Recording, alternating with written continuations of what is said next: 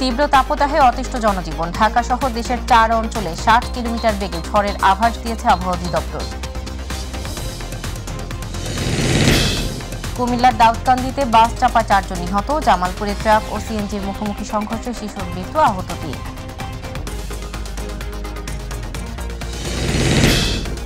এবং চালের বস্তার গায়ে ধানের নাম ও দাম উল্লেখ করার সরকারি নির্দেশনা থাকলেও তা মানছেন না নওগাঁর চাল ব্যবসায়ীরা।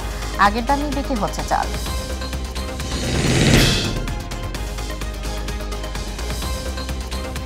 আসসালামু আলাইকুম দর্শক, আমন্ত্রণ জানাচ্ছি মাইটিভি জেলা সংবাদে। আপনাদের সাথে আছি আমি সৌদা ইসলাম বর্ষা। শুনছিলেন সংবাদ শিরোনাম, এবার বিস্তারিত। কয়েকদিনের তুলনায় তাপমাত্রা কিছুটা কমলেও গতকাল দেশের সর্বোচ্চ তাপমাত্রা ছিল চুয়াডাঙ্গায় 42.2 ডিগ্রি সেলসিয়াস। এরপর সর্বোচ্চ তাপমাত্রা রেকর্ড করা হয় যশোর ও খুলনায়। গতকাল ঢাকার তাপমাত্রা 37.8 ডিগ্রি সেলসিয়াস ছিল, যা গত শনিবারের তুলনায় 2 ডিগ্রি কম। আবহাওয়া অধিদপ্তর জানায়, রাজশাহী, পাবনা, খুলনা, বাগেরহাট, যশোর, চুয়াডাঙ্গা ও কুষ্টিয়া জেলার উপর দিয়ে তীব্র তাপপ্রবাহ বয়ে যাচ্ছে। এছাড়া ময়মনসিংহ, মৌলভীবাজার ও রাঙামাটির জেলাসহ রাজশাহী ও খুলনা এবং ঢাকা, রংপুর ও বরিশাল বিভাগের উপর দিয়ে মৃদু থেকে মাঝারি ধরনের তাপপ্রবাহ বয়ে যাচ্ছে। এদিকে ঢাকা সহ দেশের 4টি অঞ্চলের উপর দিয়ে ঘন্টায় সর্বোচ্চ 60 কিলোমিটার বেগে ঝড়ো হাওয়া বয়ে যেতে পারে বলে জানিয়েছে আবহাওয়া অধিদপ্তর। এসব এলাকার নদীবন্দরকে 1 নম্বর সতর্ক সংকেত দেখাতে বলা হয়েছে। টানা ও তীব্র তাপদাহে সারা দেশের মতো পুড়ছে বরেন্দ্র শহর রাজশাহীও। কয়েকদিন ধরে জেলায় সর্বোচ্চ তাপমাত্রা দাঁড়াচ্ছে 42 ডিগ্রির উপরে। বাড়ছে গরমজনিত রোগে আক্রান্তের সংখ্যা। জরুরি প্রয়োজন ছাড়া বাইরে বের না হওয়া সহ গরম থেকে রক্ষা পেতে করণীয় সম্পর্কে সতর্ক করে মাইকিং করা হচ্ছে। রাজশাহী প্রতিনিধি শাহরিয়ার অন্তু রিপোর্ট জানাচ্ছেন SM হামিম। টানা ও তীব্র তাপপ্রবাহে পড়ছে রাজশাহী অঞ্চল। গত কয়েকদিন ধরে অঞ্চলের সর্বোচ্চ তাপমাত্রা দাঁড়াচ্ছে 41 ডিগ্রির উপরে। অতিরিক্ত গরমে দুপুর গড়াতেই ফাঁকা হয়ে যাচ্ছে পথঘাট। গরম বাতাসে দুর্বিষহ জীবনযাপন করছেন সাধারণ মানুষ। রাস্তার মধ্যে মনে হচ্ছে গরম চলে আসছে, একবার শরীরে একটু পরে পরে আমাদেরকে পানি খাইতে হচ্ছে। অবস্থা নাই, অনেক প্রচুর গরম। রোদে ঘুরলে মাথা ঘুরে উঠে, রাস্তাঘাটে চলাফেরা খুবই অস্থির লাগে, এই জন্য ছাতা নিয়ে বের হয়েছে। রাজশাহী মেডিকেল কলেজ হাসপাতালে প্রতিদিন প্রায় 1000 রোগী গরমজনিত রোগে আক্রান্ত হয়ে ভর্তি হচ্ছে। বিশেষ করে ডায়রিয়া ও হিটস্ট্রোকে আক্রান্ত এসব রোগীর মধ্যে শিশু ও বয়স্করা বেশি। এই যে রোগীগুলো ভর্তি হচ্ছে, এদের বড় একটা অংশ আসছে গরমজনিত বিভিন্ন রোগ নিয়ে, অর্থাৎ গরমজনিত ডায়রিয়া, হিট স্ট্রোক অথবা চর্ম বা যৌন সংক্রান্ত বিষয়গুলো নিয়ে তারা আমাদের এখানে ভর্তি হচ্ছে। আমাদের পরামর্শ হচ্ছে আপনারা প্রচুর পরিমাণে পানি এবং পানি জাতীয় খাবার গ্রহণ করবেন। এদিকে রাজশাহী অঞ্চলে আগামী আরো কয়েকদিন এই তাপপ্রবাহ চলতে পারে বলে জানিয়েছে আবহাওয়া অফিস। রাজশাহী বিভাগের উপর দিয়ে মৃদু থেকে মাঝারি তাপপ্রবাহ বয়ে যাচ্ছে এবং আগামী আরো কয়েকদিন এইরকম তাপপ্রবাহ বিরাজমান থাকতে পারে। টানা তীব্র তাপদাহের কারণে জেলায় গত শনিবার থেকে 7 দিনের হিট অ্যালার্ট জারি করা হয়েছে। তীব্র গরমে আপনি শারীরিকভাবে অসুস্থ হতে পারেন। SM হামিম, মাইটিভি। জীবনযাত্রায় গত কয়েকদিন ধরে চলা তীব্র তাপপ্রবাহে নাকাল হয়ে পড়েছে যশোরের সাধারণ মানুষের জনজীবন। ঘরের বাইরে বের হলে পড়তে হচ্ছে প্রখর রোদ ও তাপে। এই গরমে বেশি কষ্ট পাচ্ছেন শ্রমজীবী মানুষরা। তাপমাত্রার পারদ 40 ছাড়িয়ে তীব্র তাপদাহে রূপ নিয়েছে। বৃষ্টির দেখা নেই, তেমন সুসংবাদও নেই বৃষ্টিপাতের। আর এমন গরমে মৌসুমী রোগের প্রাদুর্ভাবও বেড়েছে। বৈশাখের শুরু থেকেই রংপুরের পীরগাছা সহ সারা দেশে চলছে তাপদাহ। প্রতিদিনই বাড়ছে তাপমাত্রা। প্রখর রোদ ও গরমকে উপেক্ষা করে জীবিকার তাগিদে বের হচ্ছেন খেটে খাওয়া সাধারণ মানুষরা। গত কয়েকদিনের তীব্র তাপদাহে পীরগাছা উপজেলা স্বাস্থ্য কমপ্লেক্স ডায়রিয়া রোগে আক্রান্ত হয়ে 25 জন হাসপাতালে ভর্তি হয়েছে। তাদের মধ্যে শিশু ও বয়স্ক রয়েছে বলে জানান আবাসিক medical officer doctor Shariful Islam. উত্তরাঞ্চলে বাড়ছে সূর্যের তাপমাত্রা, ফলে বিপর্যস্ত হয়ে পড়ছে এখানকার জনজীবন। গেল 1 সপ্তাহ যাবৎ দিনাজপুরের পার্বতীপুরে তাপমাত্রার পারদ 32 থেকে 37 ডিগ্রিতে ওঠানামা করছে। অতি প্রয়োজন ছাড়া মানুষ বাড়ি থেকে বের না হওয়ায় অনেকটা জনশূন্য হয়ে পড়েছে বিভিন্ন হাটবাজার সহ মার্কেট। এদিকে তীব্র তাপদাহ ও ভ্যাপসা গরমে ডায়রিয়া, বমি সহ বিভিন্ন উপসর্গ নিয়ে উপজেলা স্বাস্থ্য কমপ্লেক্সে ভর্তি হচ্ছেন রোগীরা। আক্রান্তদের মধ্যে শিশু ও বৃদ্ধের সংখ্যা বেশি লক্ষ্য করা গেছে। গরমে চার্জার ফ্যানের দাম বৃদ্ধি রোধে চট্টগ্রাম নগরীর রাইফেল ক্লাব এলাকায় অভিযান চালিয়েছে ভোক্তা অধিকার সংরক্ষণ অধিদপ্তর। এ সময় অতিরিক্ত দামে রিচার্জেবল ফ্যান বিক্রির অভিযোগে 2টি প্রতিষ্ঠানকে 25,000 টাকা অর্থদণ্ড করা হয়েছে। ভোক্তা অধিকার সংরক্ষণ অধিদপ্তরের উপপরিচালক ফয়েজুল্লাহ এর নেতৃত্বে এই অভিযান শুরু হয়। এ সময় বেশি দামে ফ্যান বিক্রির অভিযোগে শাহজালাল ইলেকট্রনিক্স নামের একটি প্রতিষ্ঠানকে 20,000 টাকা ও ক্রয় রসিদ সংরক্ষণ না করায় আরও একটি প্রতিষ্ঠানকে 5,000 টাকা জরিমানা করা হয়।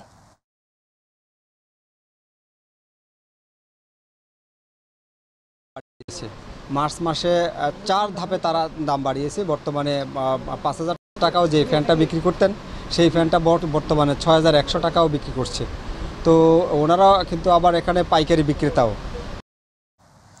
কুমিল্লার দাউদকান্দিতে বাস চাপায় শিশুসহ 4 জন নিহত হয়েছেন। সোমবার রাত 8:30টায় উপজেলার মালিকহিল এলাকায় ঢাকা চট্টগ্রাম মহাসড়কে এ দুর্ঘটনা ঘটে। দাউদকান্দি হাইওয়ে থানার ভারপ্রাপ্ত কর্মকর্তা জানান, মা দিলবারের সঙ্গে মেয়েদের নিয়ে কুমিল্লায় ডাক্তার দেখাতে গিয়েছিলেন শাহিনুর। ফেরার পথে মালিকহিল এলাকায় মহাসড়ক পার হওয়ার সময় একটি বাস তাদের চাপা দিলে ঘটনাস্থলে দিলবার ও শাহিনুর নিহত হন। এ সময় আহত হয় সাইমা ও রাইসা। এ অবস্থায় দুজনকে দাউদকান্দি উপজেলা স্বাস্থ্য কমপ্লেক্সে নিলে চিকিৎসক তাদেরও মৃত ঘোষণা করেন। জামালপুরে ট্রাক ও সিএনজির মুখোমুখি সংঘর্ষে এক শিশুর মৃত্যু হয়েছে। গতকাল মেলান্দাহ উপজেলার ঝিনাইদ ব্রিজ এলাকায় দেওয়ানগঞ্জ থেকে জামালপুরগামী যাত্রীবাহী একটি সিএনজির সাথে বিপরীত দিক থেকে আসা ইটবাহী একটি ড্রাম ট্রাকের মুখোমুখি সংঘর্ষ হয়। এতে ঘটনাস্থলে সিএনজিতে থাকা বৈশাখী নামে 7 বছর বয়সী এক শিশুর মৃত্যু হয়। দুর্ঘটনায় আরও 3 জন আহত হয়। স্থানীয়রা আহতদের উদ্ধার করে জামালপুর জেনারেল হাসপাতালে প্রেরণ করে। নতুন উচ্চ ফলনশীল জাতের ধানের চাষ সারা দেশে ছড়িয়ে দিতে পারলে নিজেদের প্রয়োজন মিটিয়ে চাল রপ্তানি করা সম্ভব হবে বলে মন্তব্য করেছেন কৃষিমন্ত্রী ডক্টর মোহাম্মদ আব্দুল শহীদ এমপি। গতকাল মৌলভীবাজারের শ্রীমঙ্গল উপজেলার রুস্তমপুর গ্রামে হাইল হাওরে বাংলাদেশ ধান গবেষণা ইনস্টিটিউট আয়োজিত বোরো ধান কর্তন উৎসব অনুষ্ঠানে মন্ত্রী এসব কথা বলেন। অনুষ্ঠানে মৌলভীবাজার জেলা প্রশাসক ডক্টর উর্মি বিনতে সালামের সভাপতিত্বে বক্তব্য রাখেন সংসদ সদস্য মোহাম্মদ জিল্লুর রহমান, কৃষি মন্ত্রণালয়ের অতিরিক্ত সচিব শাহ মোহাম্মদ হেলাল উদ্দিন, পুলিশ সুপার মঞ্জুর রহমান সহ আরও অনেকে। সরকারি অধ্যাদেশ অনুযায়ী চালের বস্তার গায়ে চালের ও জাতের নাম সহ উৎপাদনের তারিখ এবং দাম উল্লেখ করার নির্দেশনা জারি করলেও তা মানছেন না নওগাঁর চাল ব্যবসায়ীরা। ফলে আগের দামেই বিক্রি হচ্ছে চাল। বিষয়টি নিয়ে হতাশ ক্রেতারা। প্রতিনিধি আবু বকর সিদ্দিকের তথ্য ভিডিও চিত্রে আবু সাইদ অপু রিপোর্ট।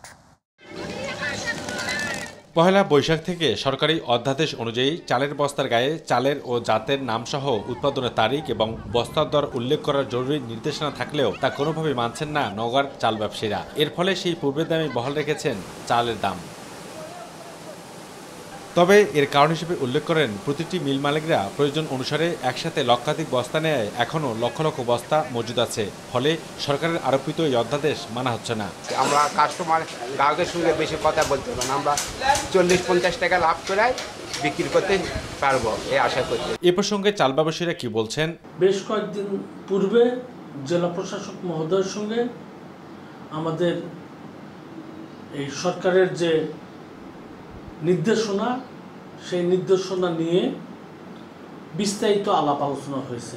সরকারের কোনো প্রজ্ঞাপন থেকে বা কোনো সরকারি সংস্থা থেকে কিন্তু আমরা এখনো জাতের বিষয়টা ক্লিয়ার নয়। নতুন করে কিভাবে ওই বস্তাগুলোকে আমরা নতুন করে সিল মেরে হোক, কোনো সিল মেরে হোক, ওগুলোকে ইউজ করানোর জন্য একটু সময় লাগবে, তবে আমরা চেষ্টা করব। সরকারি অধ্যাদেশ অনুযায়ী অন্য বেশ কয়েকটি নামিদামি কোম্পানি প্রাথমিকভাবে এই নির্দেশনা মানলেও অধিকাংশ চাল ব্যবসায়ীরা না মানলে আইনি ব্যবস্থার হুঁশিয়ারি দিলেন জেলা প্রশাসক। সবাইকে আবার এটা বাধ্য করাতে হবে যে মন্ত্রণালয়ের পরিপত্র অনুযায়ী বস্তার গায়ে উৎপাদনের তারিখ, চালের নাম, ধানের জাতের নাম এবং বস্তা প্রতি মিলগেটে মূল্য এটা করতে হবে। এটা যদি বাস্তবায়ন না করে আমরা 2-1 দিনের মধ্যে ভ্রাম্যমাণ আদালত পরিচালনা করব।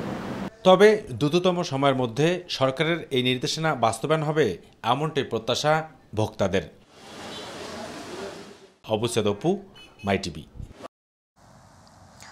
নাটোরের সিংড়ায় গদাই নদীর উপর অবৈধ বাঁধ অপসারণ করেছে উপজেলা প্রশাসন। উপজেলা নির্বাহী অফিসার হামিম তাবাসসুম প্রভার উপস্থিতিতে উপজেলার হাতিয়ান্দ ইউনিয়নের নলবাতা এলাকায় বাঁধ অপসারণ করা হয়। এ সময় উপজেলা নির্বাহী অফিসার জানান, সম্প্রতি লালর বিলে অবৈধভাবে পুকুর খনন ও মাটি বিক্রি করার জন্য গদাই নদীর উপর বাঁধ নির্মাণ করে। বিষয়টি জানার পর উপজেলা প্রশাসন অভিযান করে পুকুর খনন বন্ধ করে দেয় এবং নিয়মিত মামলা পরিচালনা করা হয়।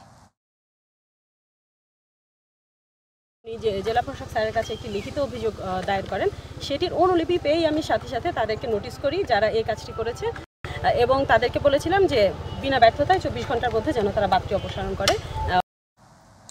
জামালপুরের সরিষাবাড়িতে হারানো 9টি মোবাইল ফোন প্রকৃত মালিকদের হাতে ফিরিয়ে দিলেন সরিষাবাড়ি থানা পুলিশ। যে কোনো জায়গায় মোবাইল চুরি বা হারিয়ে গেলে তা উদ্ধারে পুলিশ বদ্ধপরিকর বলে জানিয়েছে জামালপুর সদর সার্কেলের অতিরিক্ত পুলিশ সুপার সোহরাব হোসেন। জামালপুরের সরিষাবাড়ি থানায় এক প্রেস ব্রিফিংয়ে এসব কথা বলেন তিনি। এর আগেও 40টি মোবাইল ফোন উদ্ধার করে সরিষাবাড়ি থানা পুলিশ।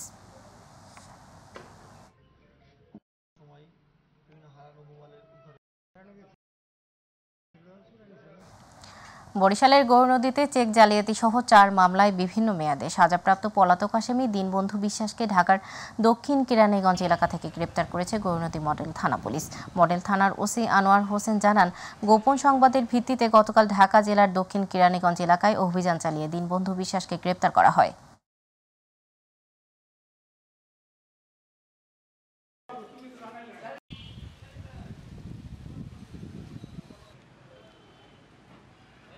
কুমিল্লার বুড়িচং সীমান্তে বিএসএফের গুলিতে বিল্লাল হোসেন নামের এক বাংলাদেশি যুবক গুলিবিদ্ধ হয়েছেন।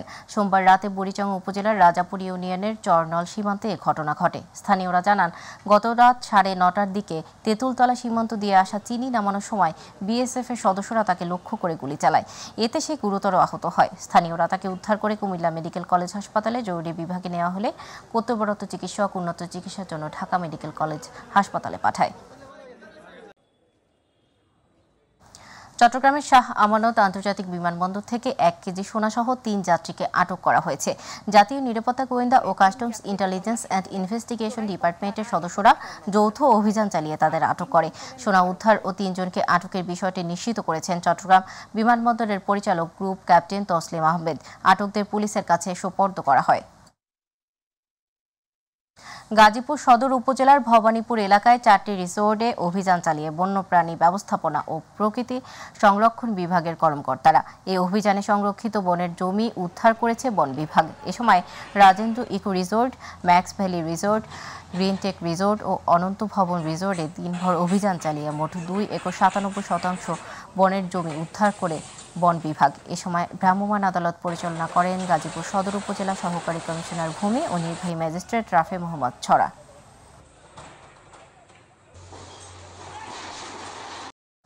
এবারে আমাদের কৃষি।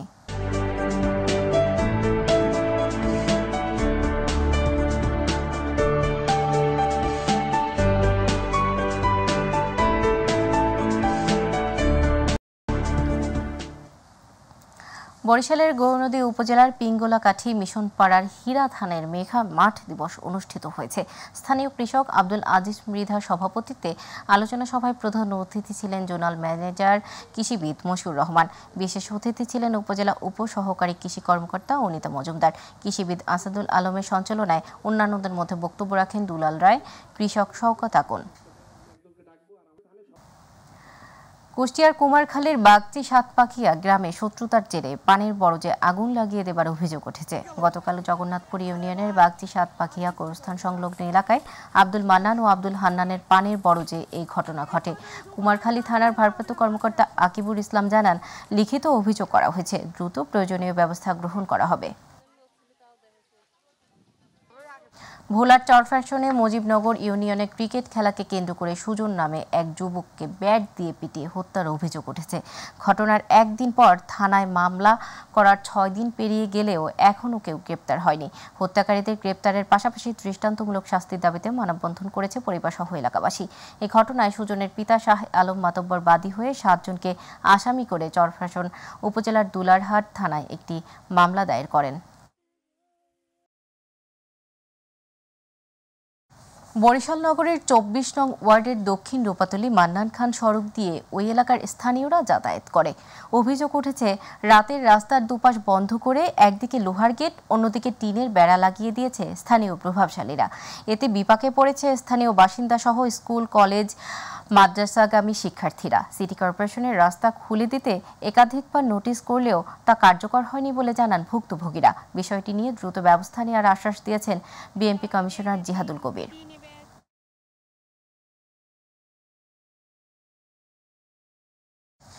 দীর্ঘ এক যুগ পর ঝিনাইদহের মহেশপুর উপজেলার আজমপুর ইউপির মালাধারপুর গ্রামের অসহায় ৬টি পরিবারের বন্ধ থাকা রাস্তা দুপক্ষের সম্মতিক্রমে চলাচলের ব্যবস্থা করে দিলেন মহেশপুর থানার অফিসার ইনচার্জ মাহাবুল রহমান। স্থানীয় ইউপি সদস্য ও দীর্ঘদিনের সমস্যার সমাধান হওয়ায় মহেশপুর অফিসার ইনচার্জ মহোদয়ের প্রতি কৃতজ্ঞতা প্রকাশ করেন ভুক্তভোগীরা।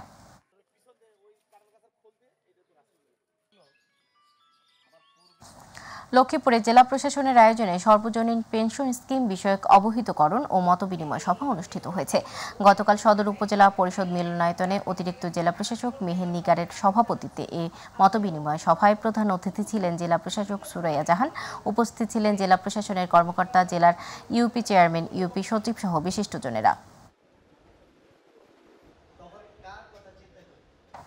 ব্রাহ্মণবাড়িয়ার বাঞ্ছারামপুর উপজেলার পূর্বহাটি গ্রামের মাদক ব্যবসায়ী ও মাদক সেবীদের বিরুদ্ধে মানববন্ধন করেছে এলাকাবাসী। গতকাল পূর্বহাটি বাজারে এই কর্মসূচি পালন করা হয়। এ সময় মাদক ব্যবসায়ীদেরও গ্রেপ্তার করে আইনের আওতায় আনার দাবি জানান বক্তারা। দর্শক, সংবাদের শেষ প্রান্তে আমরা যাবার আগে সংবাদ শিরোনামগুলো জানিয়ে দিচ্ছি আরও একবার।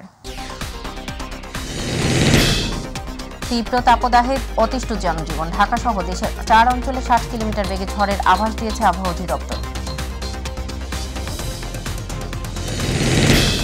কুমিল্লার দাউদকান্দিতে বাস চাপায় 4 জন নিহত। জামালপুরে ট্রাক ও সিএনজির মুখোমুখি সংঘর্ষে শিশুর মৃত্যু, আহত 2।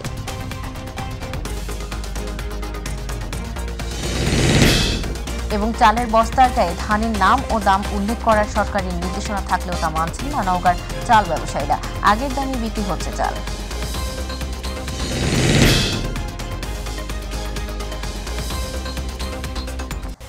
দর্শক, এখনকার সংবাদ ছিল এই পর্যন্ত। সাথে থাকার জন্য ধন্যবাদ। এছাড়া ইন্টারনেশনাল মাইটিএসি সংবাদ পেতে ভিজিট করুন /mytv এবং আমাদের অনুষ্ঠানে ভিজিট করুন /mytv Bangla, Facebook /mytv Bangla. পরবর্তী সংবাদ দেখার আমন্ত্রণ জানিয়ে দিলেন।